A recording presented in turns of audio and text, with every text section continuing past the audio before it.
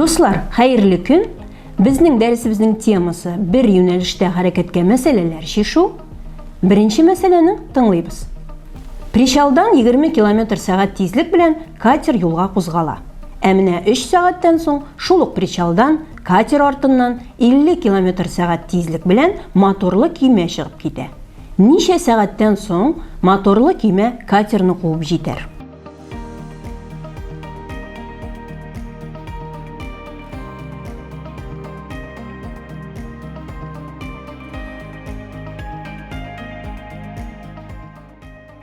Бу мәсьәлә без шишкән мәсьәләләрдән нәрсәсе белән аерылып тора?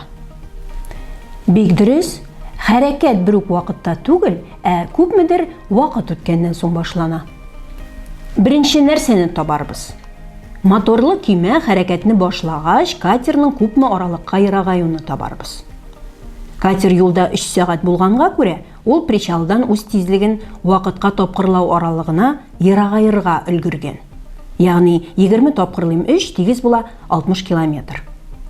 Димәк, моторлы көймәнең хәрәкәтенә кадәр катер причалдан 60 км арага ераклашкан дигән сүз.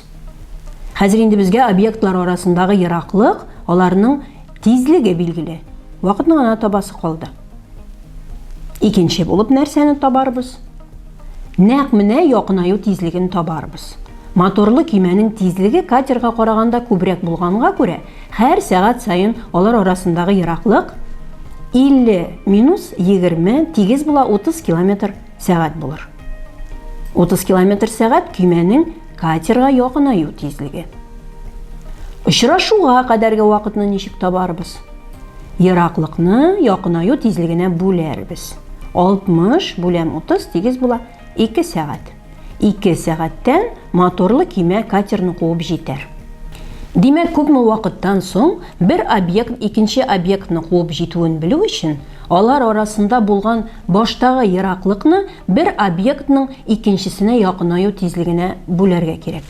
Ә хәзер велосипедчы һәм мотоциклчы турында мәсьәләне шишик.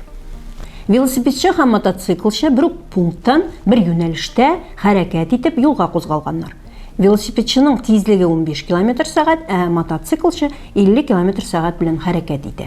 2 сәгатьтән алар арасында нинди ераклык булыр?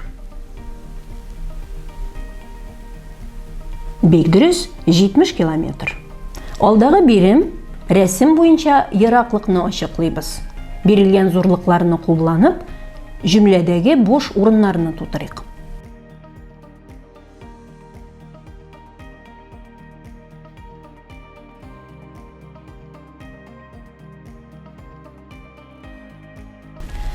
Алты сәгатьтән соң чаңгычылар арасындагы ераклык 12 км булыр.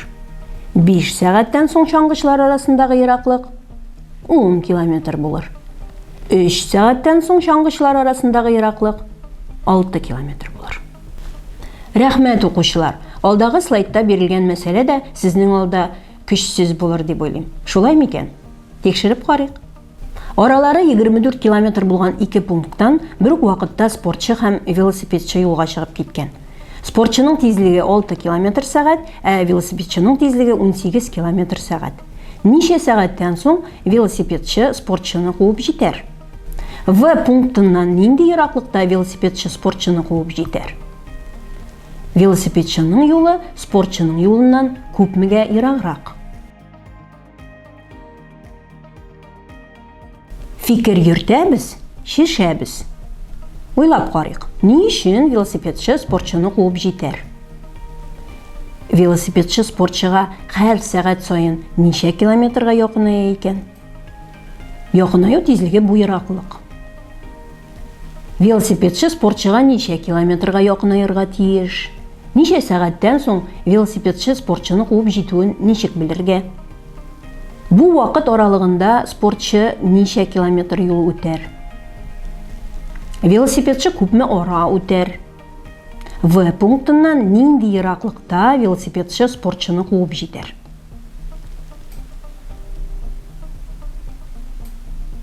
Шишелешне тикшерик.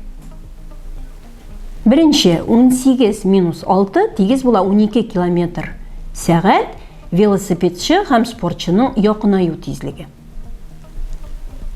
24 бүләм 12 тигез була. 2 сәгать велосипедчі спортчыны шул вакыт аралыгында куып җитәр. 6 тапкырлым 2 тигез була 12 километр. Велосипедчі спортчыны шул ераклыкта куып җитәр. Җавап 2 сәгатьтән соң һәм 12 километр. Молодцы укучылар. Шуның белән дәресебез ахырына якынлашты. Хәрәкәттә бәрәкәт дип бит халык мәкаледә. Гел хәрәкәттә булыгыз дуслар һәм хәрәкәт иткәндә куркынычсызлык кагыйдәләрендә сакларга онытмагыз. Сау, сәламәт булыгыз.